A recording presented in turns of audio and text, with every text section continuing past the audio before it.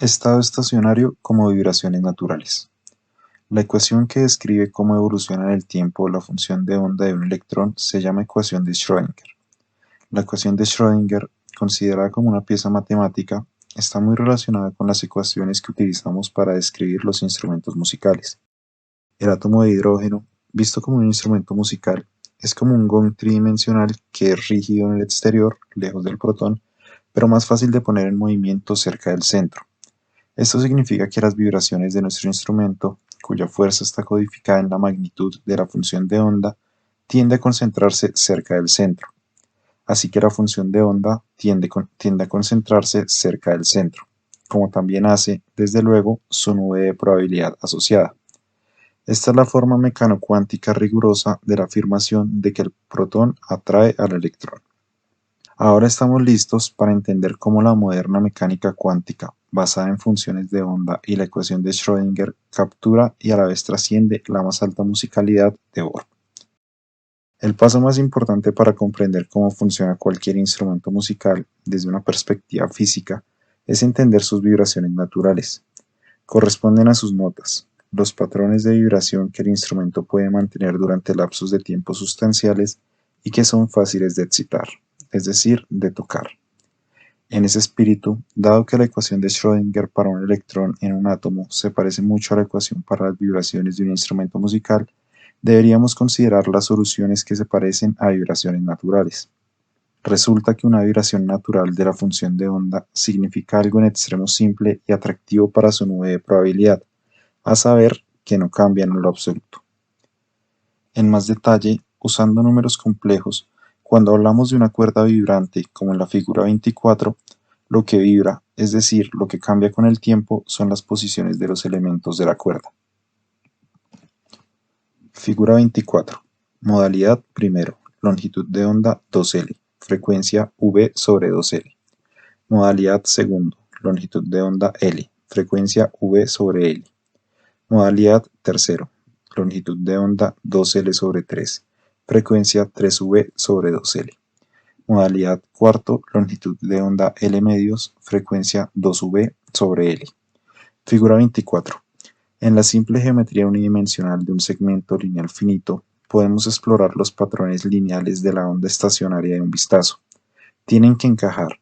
Este simple requisito geométrico aporta números enteros y un carácter discreto a la descripción del comportamiento en un continuo. Para una función de onda, lo que cambia es el patrón de números complejos que asigna a los diferentes puntos del espacio. En las vibraciones naturales, el cambio es simple. La magnitud de los números complejos permanece fija, pero sus fases cambian, todas en igual cantidad. De ahí que los cuadrados de sus magnitudes, que es lo que aparece en la nube de probabilidad, no cambien en absoluto. Estas vibraciones naturales de la función de onda, que corresponden a nubes de probabilidad invariantes, tienen las propiedades que anticipó Bohr con sus estados estacionarios. El electrón persistirá en cualquiera de esos patrones de manera indefinida, y ningún otro patrón tiene esa propiedad. Más aún, se puede calcular la energía asociada a esas vibraciones naturales y resulta que coinciden con las energías de las órbitas permitidas de Bohr. Echemos un vistazo a algunos de esos estados estacionarios. La figura 26 muestra sus nubes de probabilidad. Figura 26. Cada imagen muestra una instantánea de la nube de probabilidad de un electrón, tomada en cada uno de los estados estacionarios del hidrógeno. Es más probable que el electrón se encuentre donde la nube es más brillante. En cada caso, un solo protón está en el centro de la nube. Las mismas formas orbitales se aplican a los electrones en otros átomos, como el de carbono. En todos los casos, el protón está en el centro, y lo que vemos es el perfil bidimensional de una nube tridimensional. El brillo de la nube indica su tamaño como función matemática, de modo que es más probable que el electrón se encuentre en cada uno de estos estados donde la nube es más brillante. Las nubes más compactas corresponden a los estados estacionarios de menor energía. Hacer justicia a las funciones de onda en sí mismas, en oposición a sus nubes proyectadas de probabilidad, requiere más trabajo, pero da unas recompensas más fértiles. En la lámina CC vemos uno solo de los estados estacionarios. Lámina CC. Los átomos físicos, cuando se describen matemáticamente, son objetos tridimensionales que pueden producir, para la estimulante mirada de un artista, unas imágenes de belleza excepcional. Aquí tenemos una vista cortada de la nube de electrones en un estado excitado particular del hidrógeno. Para los expertos, el estado NLM igual a 4,2,1. Las superficies son superficies de igual probabilidad. Los colores representan las fases relativas. Las superficies son superficies donde la magnitud de la función de onda tiene un valor constante. Aparecen seccionadas de modo que podamos ver su interior. Los colores indican la fase de la función de onda, como un número complejo. Tienes que imaginar esta imagen como una instantánea. Al pasar el tiempo, los colores cambian en ciclos. Los átomos son psicodélicos. La moderna teoría cuántica, pese a su mayor complejidad, tiene unas ventajas abrumadoras sobre el modelo pionero de Bohr.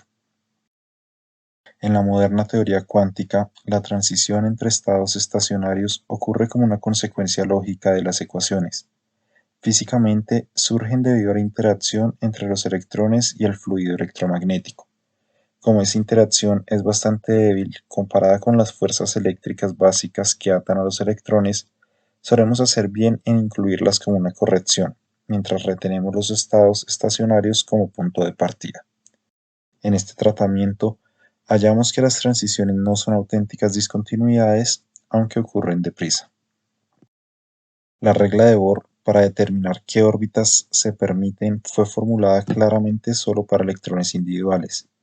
En los años de peligro, más o menos entre 1913 y 1925, hubo muchos intentos de adivinar las reglas para situaciones más complicadas, pero cuando Schrödinger y algo antes Heisenberg surgió con su ecuación, era tan obviamente superior e incluso tan obviamente correcta que casi de inmediato emergió como el consenso y evolucionó deprisa hasta la moderna teoría cuántica.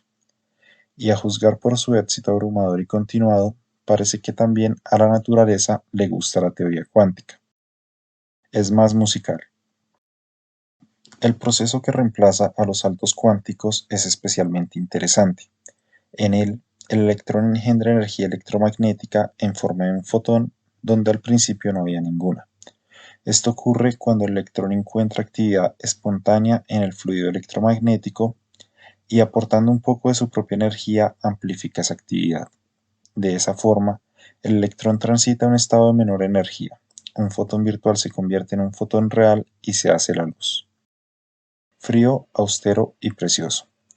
Antes de seguir adelante, me gustaría detenerme un momento para pelearme con un héroe de mi juventud, Bertrand Russell, quien escribió: la matemática, bien mirada, no solo posee verdad, sino belleza suprema, una belleza fría y austera, como la de la escultura, sin atractivo para ninguna parte de nuestra naturaleza más débil, sin las trampas preciosas de la pintura o la música, y aún así de una pureza sublime, y capaz de una perfección adusta que solo el arte más grande puede exhibir. No es exactamente que yo esté en desacuerdo con esa afirmación, pero creo que su tono puritano resulta desacertado, y, viniendo de Russell, muy raro. La belleza fría y austera pueden ser maravillosa, pero las trampas preciosas lo pueden ser también. Son complementarias. La ecuación de Schrödinger es tan fría y austera como se puede hacer, pero también es la fuente de la lámina CC. Átomos artesanos. En años recientes, las fronteras de la física atómica se han movido de la observación al control y la creación. Los estudios del artesano se han licenciado para convertirse en artistas por derecho propio. En una frontera, los ingenieros atómicos han hallado formas de atrapar átomos aislados. Esto permite echar una mirada limpia sobre los procesos cuánticos básicos. Por ejemplo, uno puede registrar los cambios repentinos de estado que ocurren cuando un átomo individual emite o absorbe luz, y observar los saltos cuánticos de Bohr en tiempo real. Los ingenieros atómicos pueden también manipular esos átomos exponiéndolos a campos eléctricos o magnéticos, o a la luz. Esto permite un control exquisito. Los átomos individuales son unos materiales maravillosos para la ingeniería, porque están esencialmente libres de rozamiento, y sus propiedades pueden modularse, usando los campos, y anticiparse de manera fiable usando la teoría. Los átomos son los mejores relojes del mundo. Por ejemplo, actualmente, los mejores relojes atómicos tienen una precisión de un segundo por cada 1000 millones de años. Otra frontera es hacer nuevas clases de átomos. Los puntos cuánticos, quantum dots, son estructuras artificiales que están basadas en los mismos principios que los átomos naturales, pero hechos a medida de los requisitos humanos. En realidad, son nuevas clases de instrumentos musicales diseñados para trabajar con luz en vez de con el sonido. En esencia, un punto cuántico consiste en un pequeño número de electrones confinados en un pequeño espacio, en el que han sido atrapados por unos campos eléctricos esculpidos con ingenio. Los puntos cuánticos confieren una flexibilidad enorme para el diseño de detectores y generadores de luz. Eso puede resultar muy útil para extender la percepción del color, como vimos antes, y para muchas otras aplicaciones. Los pioneros de la física atómica nunca soñaron con manipular átomos individuales. No hablemos ya de hacer átomos artificiales. En sus escritos iniciales hasta se pueden encontrar declaraciones que niegan la posibilidad de la ingeniería cuántica. Bohr, en particular, subrayó la división entre un mundo clásico y un mundo cuántico distinto que podría observarse de formas limitadas, pero no aprovecharse para la ingeniería. Pero su investigación, conducida al principio por la búsqueda de la belleza y por simple curiosidad, ha engendrado nuevas tecnologías maravillosas e infinitamente prometedoras. Hay una lección que extraer de esto. Hay muchos tipos de recompensas que se dan a la gente por servicios tangibles. Esas recompensas pueden darse en forma de salarios, beneficios, estatus social y cosas así, pero la riqueza acumulada de la ciencia básica y del arte suele derivar de esfuerzos cuyo valor definitivo no es inmediatamente obvio. Incluso en los casos en que un descubrimiento tiene una clara importancia, pueden pasar muchos años hasta que el trabajo rinda algún beneficio económico, o el beneficio puede ser íntegramente cultural y no convertirse nunca en económico en el sentido usual. La gente que se esfuerza por incrementar este tipo particular de riqueza consagra su carrera profesional a una inversión a largo plazo en mejorar la vida de la humanidad en su conjunto. ¿Y qué terco hombre de negocios o qué consumidor va a pagar por eso? Con todo, la historia nos enseña que esa devoción compensa con creces a largo plazo y para el bien común. Una sociedad sabia debería valorar las oportunidades de estimular esa devoción. Vuelve Platón. Los detalles de la teoría atómica de Platón, basada en átomos que toman la forma de los sólidos platónicos, son por completo erróneos, y aun así los átomos de Platón sirven como una metáfora hermosa y adecuada de la cosa real porque capturan verdades centrales. La materia realmente está hecha de unas pocas clases de átomos. Los átomos realmente existen en un gran número de copias perfectamente idénticas. Las propiedades de los materiales realmente están determinadas por las propiedades de los átomos que los construyen, y lo que era más importante para Platón, los átomos encarnan ideales.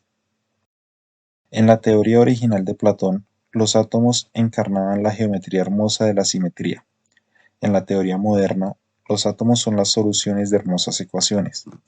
Un estrato más abajo, como verás, volvemos a la simetría. Si tienes un ordenador lo bastante potente y le metes las ecuaciones adecuadas, el ordenador podrá predecir cualquier propiedad del átomo que pueda medirse. No hace falta nada más. En ese sentido preciso, los átomos encarnan las ecuaciones. La belleza de la restricción. Las leyes fundamentales de la física moderna son leyes dinámicas. Son leyes, en otras palabras, que gobiernan cómo cambian las cosas con el tiempo. Convierten los inputs, las condiciones en un tiempo dado, en outputs, las condiciones en otro tiempo. Pero les gusta trabajar con cualquier input y por tanto no imponen ninguna estructura. A primera vista, entonces, los átomos que conocemos son un producto improbable de las ecuaciones dinámicas que los producen. Los átomos de un cierto tipo, átomos de hidrógeno, digamos, son unas estructuras que existen en un número enorme de copias idénticas, y ni evolucionan ni se desgastan, ni en un ambiente estable exhiben ninguna propiedad que varíe con el tiempo. Mirando atrás en la historia, gracias a la velocidad finita de la luz, podemos ver, mediante su espectro, que los átomos de las galaxias hace mucho tiempo y muy, muy lejos se comportan del mismo modo que los átomos que vemos en la Tierra hoy. También podemos comparar con exquisita precisión los espectros en laboratorios vecinos o en el mismo laboratorio 2 semanas después. En la manufactura humana, el uso de partes intercambiables fue una innovación revolucionaria y muy ardua de alcanzar. ¿Cómo lo consiguió la naturaleza? ¿Cómo puede la uniformidad, cuando se ha logrado por un ajuste cuidadoso, resistir a las servidumbres del tiempo? Y si los bloques de construcción son estables en grado supremo y resistentes al cambio, ¿cómo surgieron en primer lugar? Maxwell estaba atento a este asunto, e intrigado por él, ya que lo veía como una evidencia de un creador benevolente, así lo expresó. Como sabemos, hay causas naturales funcionando que tienden a modificar, si no a destruir a largo plazo, todas las dimensiones de la Tierra y del sistema solar entero.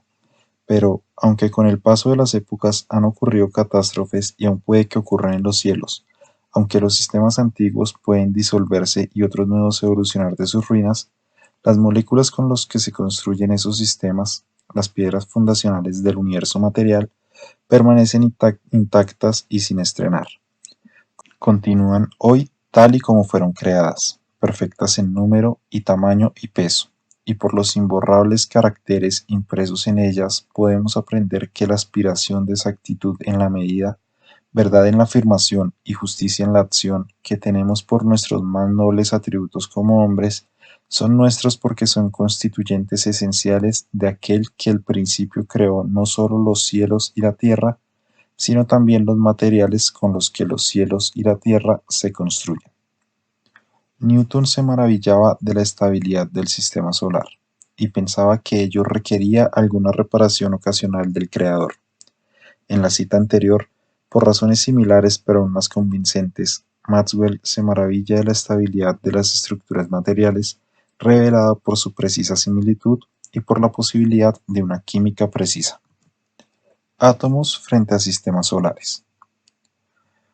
Si no es por supervisión divina, ¿cómo emergen los átomos de la química moderna, con sus propiedades exactamente reproducibles y estables, a partir de unas ecuaciones que son, esencialmente, ecuaciones del cambio? Para apreciar la fuerza de esa pregunta, contrastémosla con otra pregunta de aspecto similar que tiene una respuesta muy diferente. Es, como vimos, la pregunta que inspiró a Kepler. ¿Qué determina el tamaño y la forma de nuestro sistema solar? Para la pregunta de Kepler, la respuesta moderna es, esencialmente, se trata de un accidente. Ningún principio fundamental fija el tamaño y la forma de nuestro sistema solar. Hay muchas formas posibles en que la materia se puede condensar como una estrella rodeada de planetas y lunas, como también hay muchas posibles manos de póker. La que te toque es cuestión de suerte. De hecho, los astrónomos están ahora explorando sistemas planetarios en estrellas distintas a nuestro Sol y hallando que están organizados de muchas maneras diferentes. Todos estos sistemas evolucionan según las leyes de la física, pero esas leyes son dinámicas. No establecen el punto de partida. La perspectiva dinámica de Newton vence a la aspiración kepleriana de un ideal geométrico. ¿Significa esto que todo vale? Desde luego que no. Podemos relacionar muchos rasgos del tamaño y la forma del sistema solar con principios fundamentales. Algunos se pueden rastrear hasta su origen en el colapso gravitatorio de una gran nube de polvo y gas. Vemos que este proceso ocurre en otras partes de la galaxia y en particular en la nebulosa de Orión. Que el grueso de la masa acabe en una estrella central, como nuestro Sol, es una consecuencia lógica, porque la gravitación universal estimula la acumulación de materia, y las acumulaciones muy grandes de masa generan la suficiente presión central para encender reacciones nucleares y formar una estrella. Los hechos que impresionaron tanto a Newton, que todos los planetas orbitan más o menos en el mismo plano, la eclíptica, y en la misma dirección, reflejan su papel como almacenes de momento angular, centrifugados a medida que se condensaba la nube de gas original. Otras propiedades reflejan la larga influencia de la historia, que va limando las rebabas, por decir así. El hecho de que la misma cara de la Luna mire siempre hacia la Tierra es una de esas propiedades. La rotación de la Luna generaría poderosas mareas que actúan como rozamiento. Es de suponer que en el pasado remoto ocurría esa rotación, pero que se ha ido apagando. Por razones similares, la duración del día terrestre se ha ido incrementando. El registro geológico, que muestra fluctuaciones diarias en los depósitos de los estuarios, indica que en el período cámbrico, hace unos 600 millones de años, el día duraba unas 21 horas. También podemos predecir de manera aproximada el tamaño y la forma de la órbita de la Tierra alrededor del Sol, partiendo de una consideración de un tipo muy diferente. Esto es, si el tamaño y la forma de esa órbita fueran muy diferentes, no habría vida inteligente que pudiera observarla, porque en esas circunstancias cualquier forma de vida que se pareciera siquiera de lejos a la que conocemos sería imposible, o al menos muy difícil. Entre otros problemas, si la órbita es mucho menor, el agua superficial se pierde por evaporación. Si la órbita es mucho mayor, el agua superficial se congela. Si la órbita no es más o menos circular, tenemos violentos cambios de temperatura. Los argumentos de ese tipo, que elevan las condiciones para nuestra existencia a la categoría de principios, se llaman argumentos antrópicos. En su forma más general, los argumentos antrópicos plantean muchas preguntas. En primer lugar, ¿quién es el nuestra en nuestra existencia? Si exigimos que todo lo que sea necesario para la existencia de, digamos, Frank Wilczek, o para la tuya, lector, estaremos convirtiendo en principios muchas circunstancias especiales que realmente no queremos considerar propiedades fundamentales del universo, ni del sistema solar, ni siquiera de la Tierra. Un enfoque más razonable, seguramente, es basar las predicciones antrópicas en el requisito más laxo de que emerja algún tipo de inteligencia capaz de hacer observaciones y predicciones. Incluso esa formulación, sin embargo, plantea cuestiones difíciles en la accidentada frontera de la biología. ¿Qué condiciones permiten la emergencia de la inteligencia? Y de la filosofía. ¿Qué es la inteligencia? ¿Qué es la observación? ¿Qué es la predicción? Nuestras restricciones en el tamaño y la forma de la órbita de la Tierra aportan un ejemplo modesto, bastante directo y benigno del razonamiento antrópico. Nos encontramos más tarde con ejemplos más intrépidos y polémicos. Tal y como reconoció Maxwell, si los átomos y las moléculas funcionaran según los mismos principios que el sistema solar, el mundo sería muy diferente. Cada átomo sería distinto de cualquier otro y cada átomo cambiaría con el tiempo. Ese mundo no tendría la química que conocemos con sustancias definidas y reglas fijas. No resulta obvio de inmediato qué es lo que hace que los sistemas atómicos se comporten de un modo tan diferente. En ambos casos tenemos un cuerpo central masivo que atrae a varios más pequeños. Las fuerzas que entran en juego, sean gravitatorias o eléctricas, son similares a rasgos generales. Ambas decrecen con el cuadrado de la distancia. Pero hay tres factores que hacen muy diferente el resultado físico, produciendo átomos estereotípicos pero sistemas solares individualizados. Mientras que los planetas difieren entre sí, como las estrellas, todos los electrones tienen exactamente las mismas propiedades, como las tienen todos los núcleos de un elemento dado, o, más exactamente, de un isótopo dado. Los átomos obedecen las reglas de la mecánica cuántica. Los átomos tienen hambre de energía. El primer punto de esta explicación, desde luego, no hace más que llevarse la pregunta a otra parte.